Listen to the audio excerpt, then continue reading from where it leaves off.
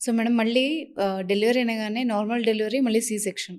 ఇందులో డిసడ్వాంటేజెస్ ఏంటి? అడ్వాంటేజెస్ ఏంటి? ఒకసారి అర్థమయ్యేలా చెప్తారా? Normal delivery is a miracle. Okay. హ్మ్. ఆడవాళ్ళు ఎంత ఓర్చుకుంటారో అని భగవంతుడు ఒక పరీక్ష పెట్టాడు అనిపిస్తుంది.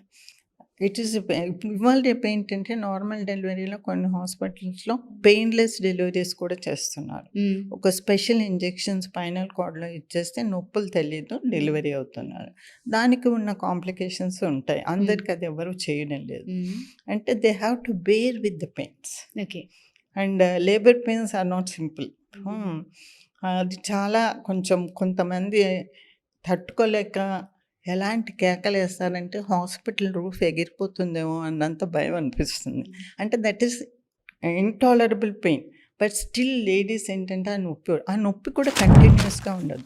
గర్భసంచి contraction, relaxation to push the baby out. Okay. కాబట్టి కంట్రాక్షన్ అయినప్పుడు పెయిన్ ఉంటుంది, రిలాక్స్ అయినప్పుడు ఒక 1 minute పెయిన్ ఉంటుంది అనమాట. So it is alternating. కానీ ఆ పెయిన్ ఉన్నప్పుడు మాత్రం ఆడవాళ్ళు చాలా ఓపికగా తట్టుకోవాలి. As doctors we guide them to bear down the pain. It is in the hands of the women. నొప్పులు వస్తున్నాయి అలా గమ్మున ఉండకూడదు. She has to put an effort to push the baby out. అంటే బేబీని బయటికి పంపించడానికి ఆడవాళ్ళు ఎఫర్ట్ వేయాల్సింది.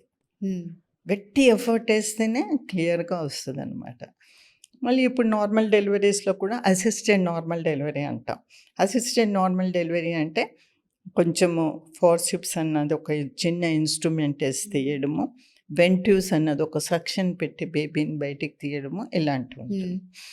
మనము తల్లికి బిడ్డకు ఏ హాని లేదు, ఏ కాంప్లికేషన్ లేదు అన్నంతసేపు నార్మల్ డెలివరీస్గా ఇంపార్టెన్స్ ఇస్తాం.